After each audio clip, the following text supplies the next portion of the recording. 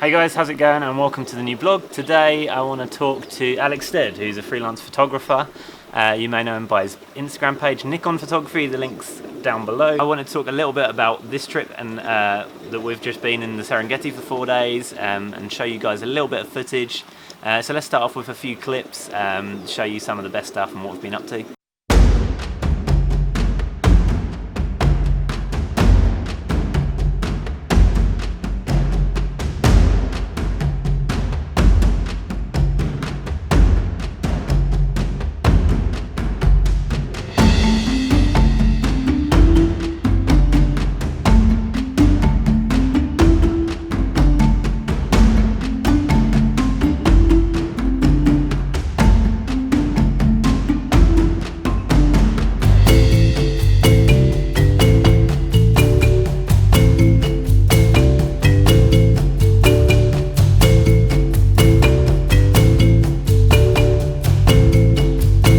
So as you can see, we've had quite an amazing few days. We've been shooting for the Four Seasons here in the Serengeti, and we've had some incredible light. We've seen some amazing animals. I think we've been very lucky, to be honest, and we're really happy with the shots we've got. But I just wanted to talk a little bit about what we've been up to and just show you a bit more footage and speak to Alex about it. So what stands out for you as a highlight in the last 4 days?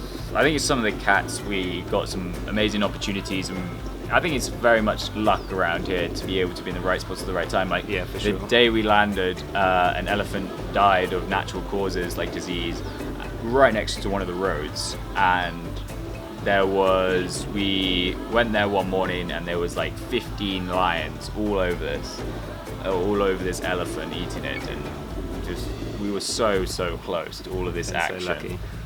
Just those kind of opportunities. Insane. We've been very lucky to borrow some amazing lenses from Nikon, who Alex regularly works with. We've been using a 400mm f2.8, their new lens, which was incredible. I was so blown away with the quality of it. And I've mainly been using a 200 to 400 Nikon f4. But both of them have been incredible. And talk a bit about safaris. Having a long telephoto is vitally important. I usually would say it's not about the gear with a lot of photography. But this one is. But there's not much you can do. Like, you have to have a telephoto to get in close to the animals. I don't think you necessarily need like top quality glass. It definitely helps, but you do find a lot of the time you're shooting in the middle of the day anyway, and so it's not so important because there's bright light. Yeah, if you get an opportunity, I think on these kind of trips, it's really about having the right gear, and we've been very lucky this trip to have that opportunity. But yeah, I think it's a challenge to bring out this gear because these lenses are huge. They're big and heavy, and it took us. They're not the easiest to travel with. No, not the easiest to travel with, but well worth the effort. Yeah. So I think what stands out for me is we were very lucky to go hot air ballooning yesterday morning. So we were up at 4 in the morning. Driving through the pitch black to the launch site for about an hour and a half. We got to the site about 6 AM and there were 5 different balloons going up. I mean, I've never done it before. Alex has done it once before and he was a bit younger, but absolutely incredible experience. It was challenging to photograph as well. I mean, in a balloon you don't have much room. You've got like the tiniest little space, and trying to take a 400mm lens with us and focus that was tricky, but just amazing. We flew over a lion again, like literally 6 foot above a lion. Had about an hour's flight. Didn't have the best sunrise, but still got some great footage and some great shots from there.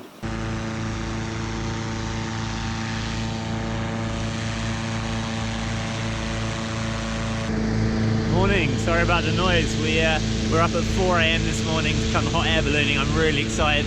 I've never done it before, and what an amazing place to do it. I don't know if we're going to be very lucky with the sunrise, but hey, we drove for an hour and a half in the pitch black, and we saw some lions really close up. We got some really cool footage. Lions walked straight in front of the car. I'm just stoked to get up in this balloon and try and get some cool shots.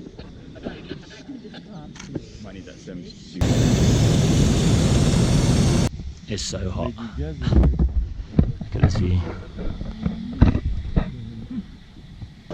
These are all hippos. So many of them.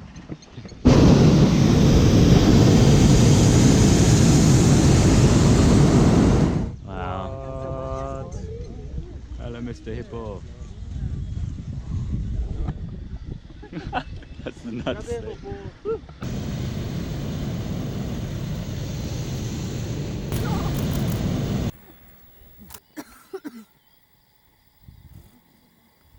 Yes.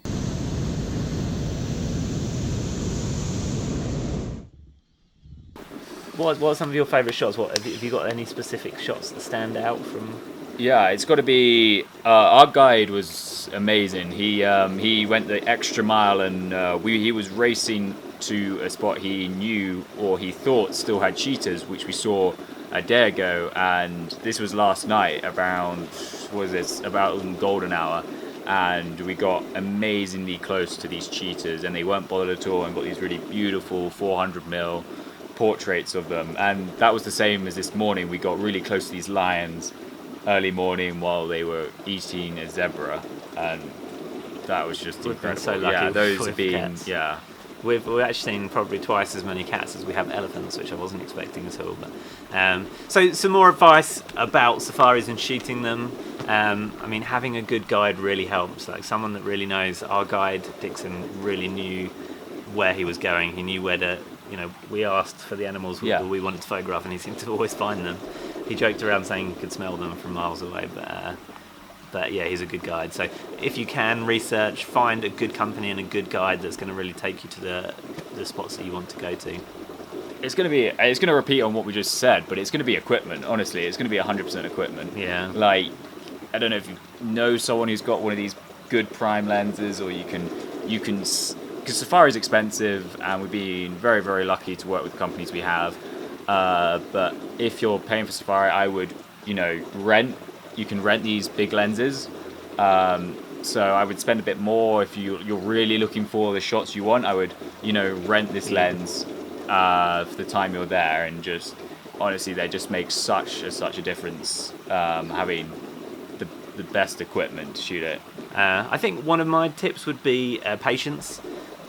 You do have to stand there, and you do have to pay attention if you want to capture those moments. I think, like, for me, and we were discussing this earlier, I think like the best shots are capturing those emotions on an animal, and you don't often think of like animals as having emotions, but at the end of the day they're living creatures, and their expressions change so quickly, and you sit there, shoot a lot, and have patience, and don't just sit down and start chatting or look at your phone. Spend the whole time looking through the viewfinder, waiting for that millisecond where they look up and stare right into your eyes. Or you can always delete the photos later you don't like. Exactly. Like, I've shot 5,000 photos in three and a half days of shooting, and 95% of those are going to be useless. But it's about, as Tom said, it's about catching their eyes, especially the cats. So catching they're deep. They look at you really, really deeply when they do.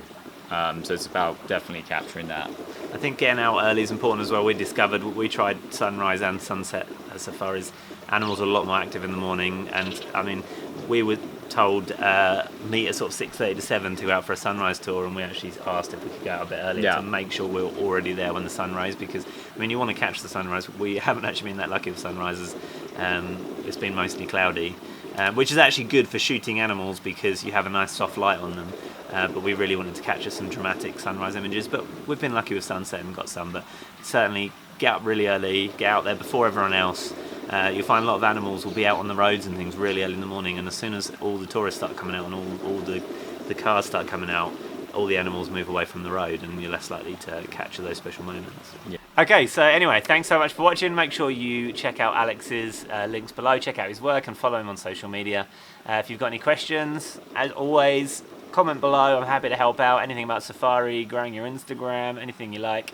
Thanks for watching, and see you next time.